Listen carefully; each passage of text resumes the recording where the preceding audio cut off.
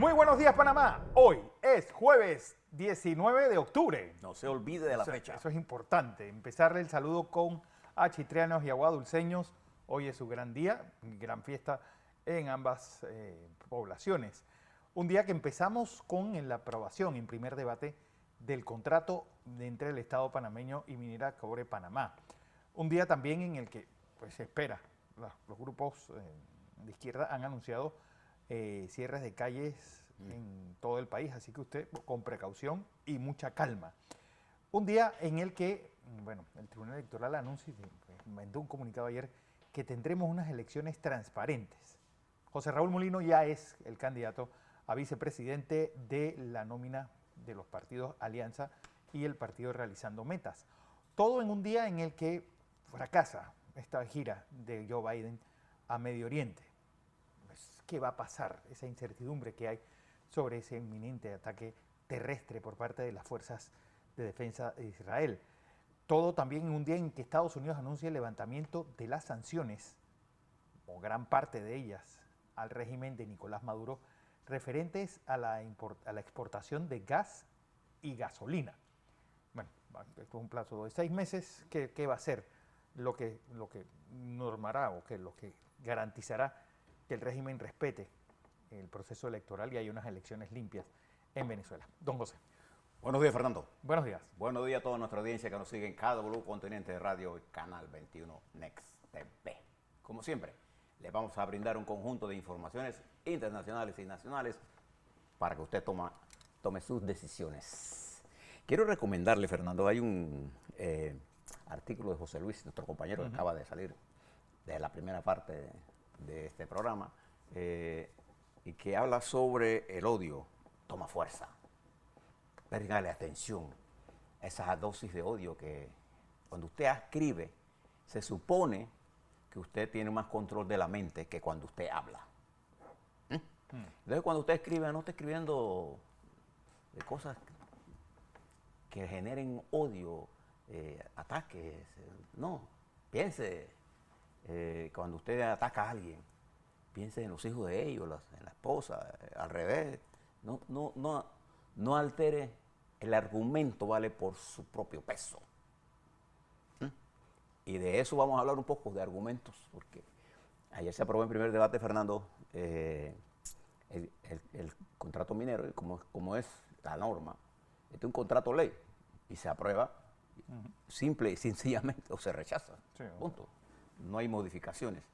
Este tuvo sus particularidades. Ahora le hablo un poco sobre eso. Pero quiero en primer lugar saludar a mi pueblo de Chitré. Opa. Aunque Aguadulce también está de aniversario. Si usted quiere divertirse, gozar una fiesta, vaya a Chitré. Además que comienza temprano y termina tarde. Todo este fin de semana tiene usted para divertirse. Además va a ser tratado no como forastero, sino como chitreano, y eso es bastante. Es un pueblo alegre, un pueblo trabajador, un pueblo que no se rinde a nada. Yo digo que la universidad del entretenimiento la deben poner en Azuero, una parte en Chitré y otra parte en Las Tablas, porque nosotros sí sabemos hacer fiesta, don Fernando, ¿sí o no?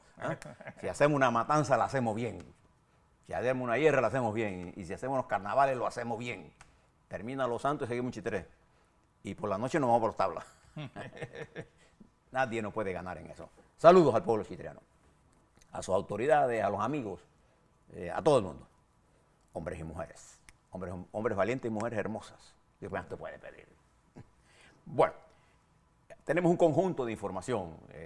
En este momento, hace un par de horas, llegó a Jerusalén, a Tel Aviv, perdón, el primer ministro de Inglaterra, Rishi Sunak, en la que expresa algo que yo comparto plenamente. Israel es un pueblo en luto. Sí. Y le añado yo, esto no lo dio Sunak, él llega ahí a darle la solidaridad al pueblo de Israel. Le añado yo, el pueblo palestino también está sufriendo mucho. Entonces, tenemos que hacer algo para parar los horrores de la guerra.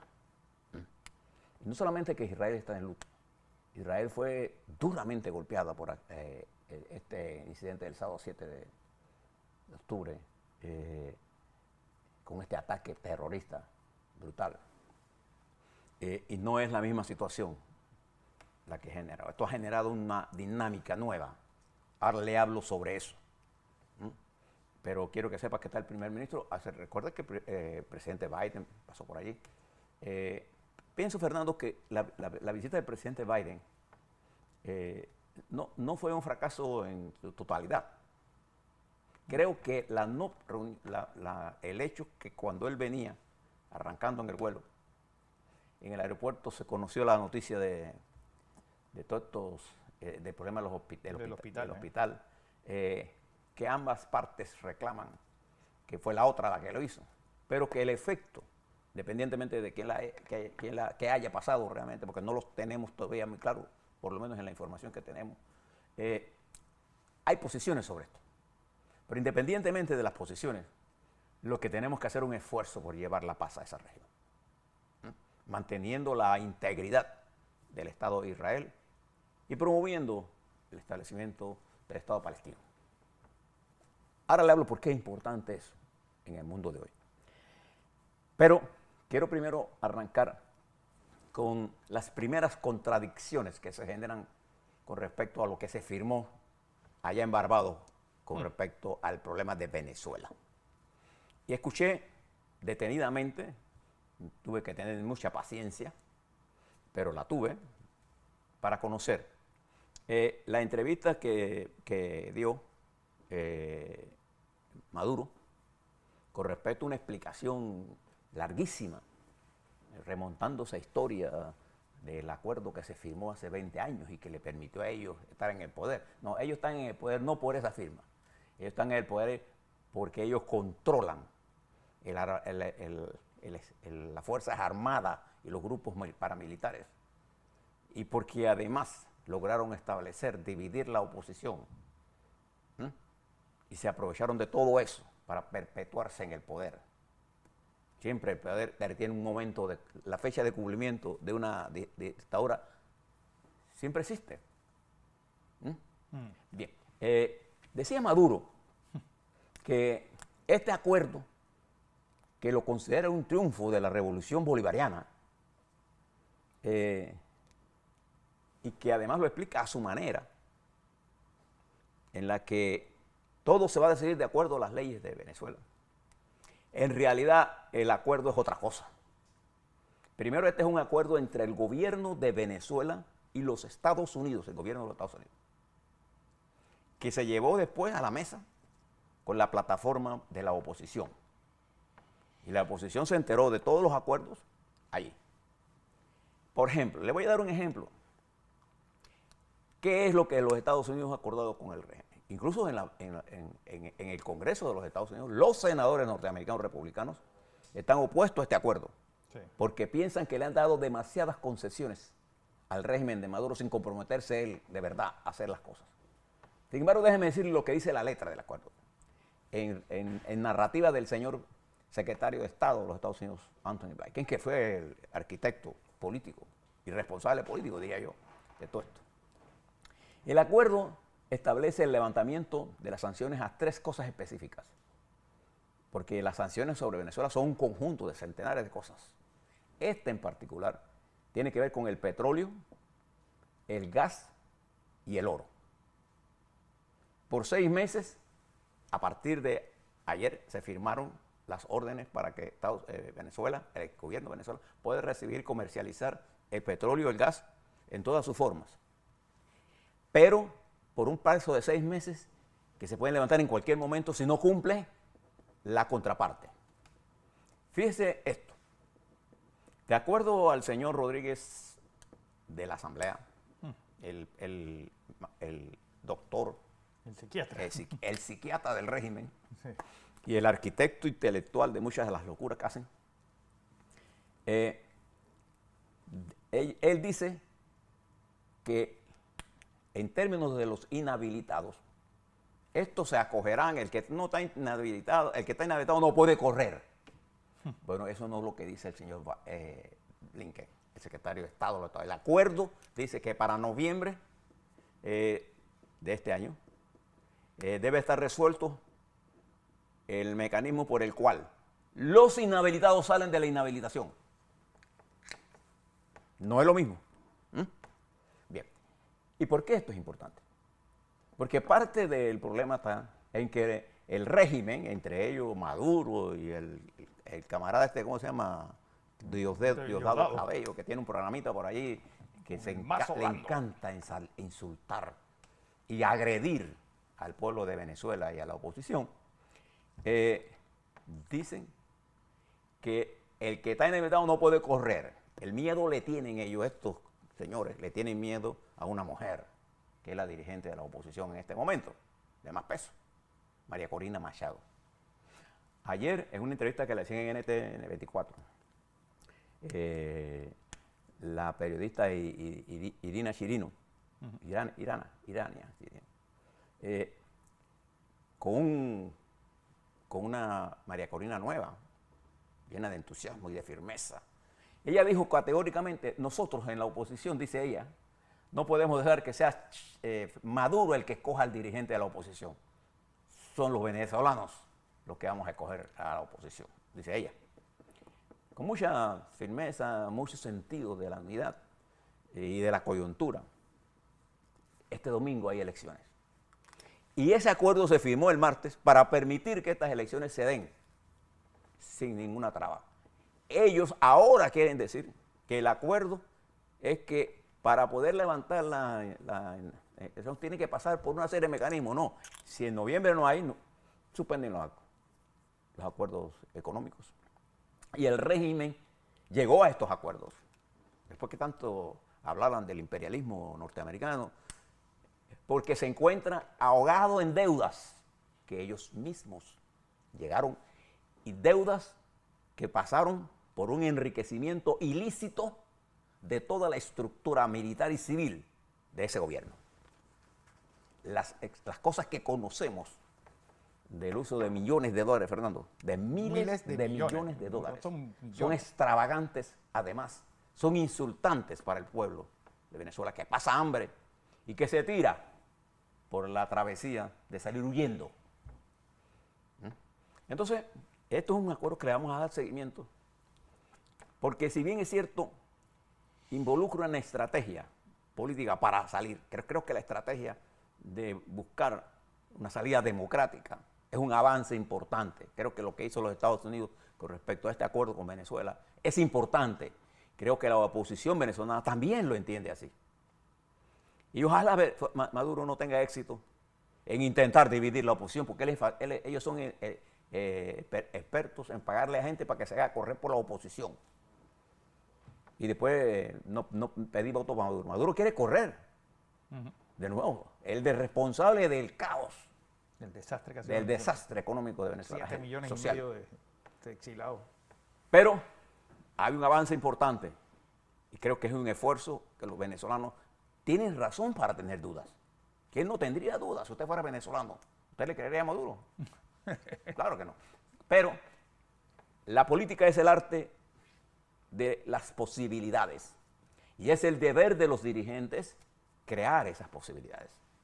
Este camino que ha abierto la intervención de los Estados Unidos en Venezuela es importante. Y Maduro se queja de la intervención de Venezuela, pero no se queja de la intervención de la estructura militar de inteligencia cubana. O no se queja del armamento que ha recibido de Rusia. No se queja de eso. En un mundo de interacción internacional, esas cosas pasan. Bien, estamos pendientes y le estaremos informando. Este domingo son las elecciones. Todas las encuestas dan como ganadora a María Corina Machado. Vamos a ver qué pasa en estas semanas que son cruciales para la democracia. ¿Y por qué es importante para los panameños que triunfe la democracia en Venezuela? Sencillo. Porque al reinstaurarse la democracia, toda esa forzada salida de venezolanos se disminuye. Una parte importante de lo que está pasando por el mal llamado tramo del Darién en Panamá, porque Darién no es una ruta. Viene de Venezuela. ¿Y de por qué sale la gente huyendo, Fernando? Porque la situación de hambre, de desesperación, de tener que buscar el pan. Es mejor morirse en el intento que morirse de hambre. Así de simple, como dice el amigo Berroa. Bien, estamos pendientes de lo que está ocurriendo allí y es importante para nosotros porque solo el bienestar de Venezuela parará esa migración y traerá de vuelta a los venezolanos cuando la democracia se reinstaure. Con estos locos que están allí, es imposible. El talento no va a estar ahí. Entonces nosotros necesitamos que el talento esté ahí y Panamá jugará un papel importante en la cadena de abastecimiento, a la restauración de la economía venezolana. Bien. Pero además de eso, recuerde que este domingo 22, el presidente Manuel López Obrador de México ha invitado a los países centroamericanos, Panamá entre ellos. Entiendo que Panamá ya confirmó también su asistencia a ese evento. A los países para ver el problema de migración en el estado fronterizo con Guatemala, en Chiapas. Esa reunión, López Obrador ayer decía que ya había confirmado. Fíjese, mientras López Obrador se entiende con los Estados Unidos, a nosotros nos vende la idea del gran líder de izquierda antiimperialista. Y él menciona que ya confirmó la asistencia del presidente de Cuba, del presidente de Venezuela, del primer ministro de Haití, de Honduras, Xiomara, porque gran parte de ellos son los responsables de una u otra forma de la administración de esa diáspora o esa migración ilegal que está pasando por nuestros países. Dice que esto lo han confirmado. Bueno, también invitó a Colombia, Ecuador, Perú, Panamá. Todos los países nos vamos a reunir. Es una reunión importante, porque vamos a tratar multilateralmente un problema multilateral. Estaremos pendientes. Esto es este domingo 22, que se va a dar esta. Otro problema importante. En Ecuador, a diferencia de Guatemala, lo voy a poner juntos, se da una transición fluida. El presidente Lazo recibió ayer, el martes, perdón, al presidente electo Noboa, quien estará partiendo, si no hoy, mañana, hacia España, dejando instalado el equipo de economía, de social, de seguridad, para bregar con las nuevas responsabilidades que tiene. Un país, Fernando, que lo recibe para manejarlo 1 año y medio con problemas graves de endeudamiento, de falta de inversión, de un decrecimiento de los ingresos petroleros, de una caída violenta del Producto Interno Bruto, con una gran cantidad de desempleo, con una desconfianza en la dirección política. El más joven presidente de Perú, yo creo que de la región ahora mismo, sí. Sin duda alguna, sí, Daniel Noboa asumirá. Ecuador, sí, porque creo que Boric ya tiene 38 años. Mientras en Guatemala, con la renuncia del ministro de la Gobernación, que es el responsable y la muerte siguen las protestas. Y no reacciona a lo verdadero que era la protesta. ¿Cuál es el problema de la protesta? El intento que usted, señor presidente de Guatemala, está haciendo por impedir que la voluntad del pueblo expresada en las urnas, en las pasadas elecciones, lleve a la presidencia a Arévalo. Y usted le puede dar instrucciones a quien usted manda, que es la señora fiscal general. Porra. Porra. Mientras eso no se resuelva, la amenaza de un golpe está ahí.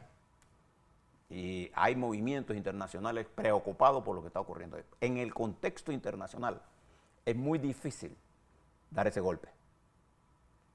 Escuche lo que estoy diciendo, porque hay un replanteamiento global, territorial y conceptual de la nueva distribución del poder. ¿Por qué usted cree que el primer ministro, el canciller alemán estaba en Israel y pasó a Egipto? ¿Por qué allí va a Egipto? ¿Por qué el presidente Biden, en medio de la guerra, está expresando la solidaridad a Israel?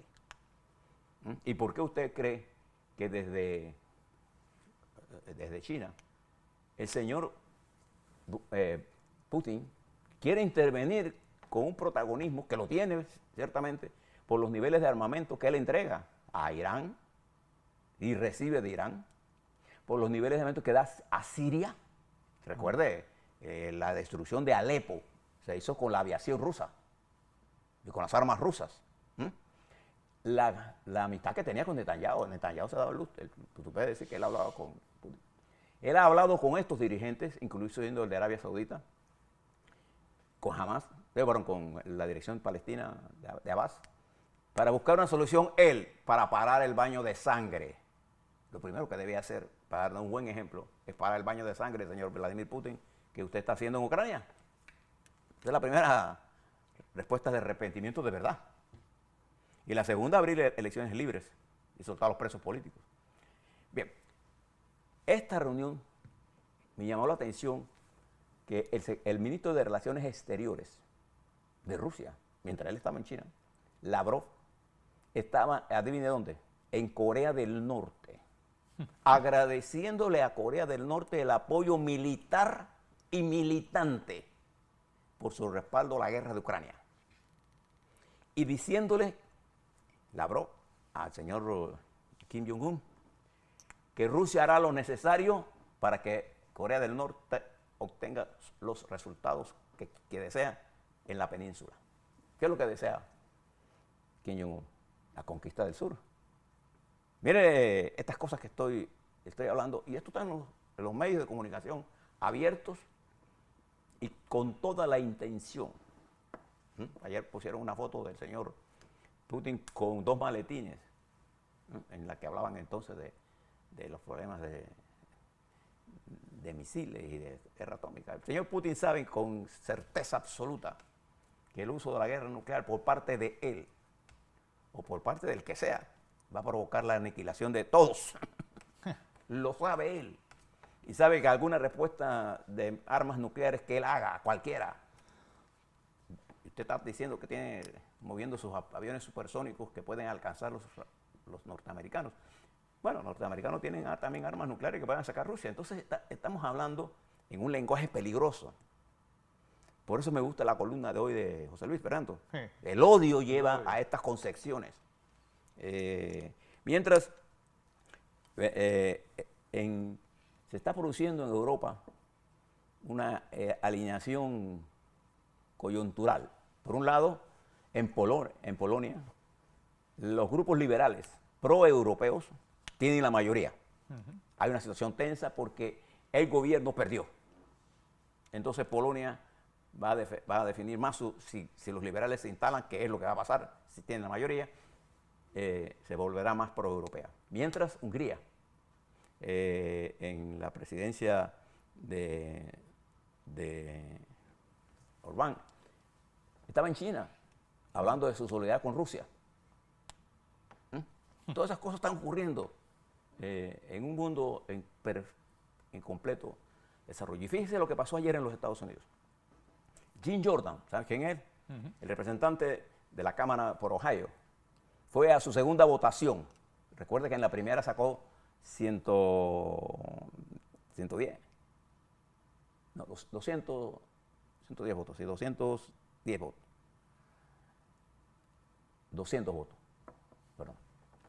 En esta sacó 199, no, 201. En esta sacó 2 menos, sacó el de ayer. 199, se necesitan 217. Hay cerca de 20 representantes que no votaron con él. Trancado el dominó.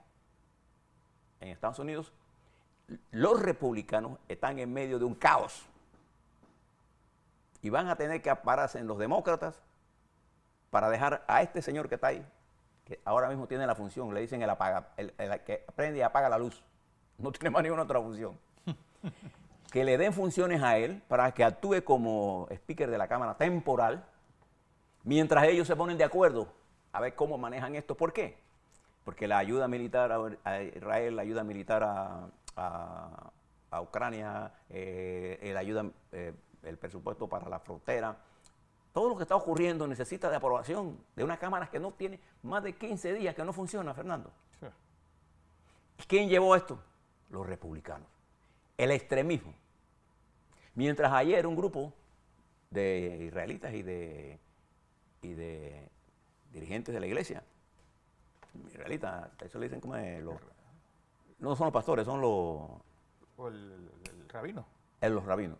5 rabinos se tomaron el parlamento en Estados Unidos para respaldar el alto al fuego en Israel y una solución política. Esto de Israel, independientemente de cuál es la posición que usted tome con respecto a quién tiró el misil, ¿no? Para mí eso es importante en el futuro, pero el efecto de lo que pasó ahí, bien sea que sea la culpa de Israel o sea la culpa de los terroristas, el problema político que se creó por eso es que encendió todos los ánimos, en un sentido u otro, manifestaciones a todos lados, a favor y en contra de Israel. Nosotros sostenemos con claridad que el ataque terrorista del que fue objeto Israel no puede pasar desapercibido para nadie. Y usted no puede aplaudir en nombre de una causa de liberación, como es el caso de Palestina, este ataque brutal que se dio. Como igual no puede sostener que no existe un Estado palestino. Entonces es la paz. Pero los ánimos están caldeados. Entonces necesitamos, Fernando, reflexión. Ahora le hablo sobre Putin. Creo que Putin, en su viaje, logró varios objetivos. Y la razón por la que usted ve que todavía Israel no ha entrado a Gaza es primero porque creo que el primer ministro de Israel, Netanyahu, entendió que la presencia del presidente Biden era fundamental para ellos y no podía entrar estando el presidente Biden. Pero además de eso, Biden ha reclamado a Israel que actúe con prudencia y que entrar en Gaza territorialmente es un error. Esa es la posición. Bueno, ya lo que se está haciendo es una cosa terrible. Cortarle la luz, el agua. Una intervención israelita puede abrir el frente en el norte con Hezbollah, con Siria, con Irán. Y el otro factor es Irán. Irán no tiene el desarrollo militar que tiene Israel, es cierto. Pero nunca como ahora el frente contra Israel estaba tan amplio. Entonces tenemos que ser calma. Es fácil pedirle calma a los que están en guerra. Es fácil. Las atrocidades que cometieron los Hamas lo hicieron a propósito. Para esto. No había otra forma Israel de actuar que no fuera responder. Al terrorismo no se le puede dar espacios. Sí, bueno, es que cuando tú estás hablando de estos locos, tú tienes que demostrar que tú estás más loco que ellos. Pero para matar a un terrorista tú tienes que matar a varios civiles. Sí. De verdad, ellos se esconden detrás de los civiles. Entonces, todo esto que está pasando en el mundo nos debe llevar a la reflexión para entender que es fácil levantar odios. Lo difícil, lo verdaderamente valeroso es crear un ambiente de paz. Así es. A la vuelta vamos a hablar sobre Panamá, Fernando. Quiero hablarle sobre minera. Le quiero dar unos elementos de minera que no están en el debate, pero para incluso los que quieren manifestarse y que nos quieren impedir el libre tránsito, entender lo que es esta discusión es lo más importante, pero con los hechos. Yo le he preparado para ustedes en la parte económica. Ayer el ingeniero nos hablaba que este era uno de los temas más importantes. ¿Y por qué no hablan de esto? Ahora le voy a explicar. Porque este es un tema complejo que no manejan la mayoría de los que se ponen, pero que lo quieren ignorar. Pero es importante que usted lo conozca. De eso vamos a hablar.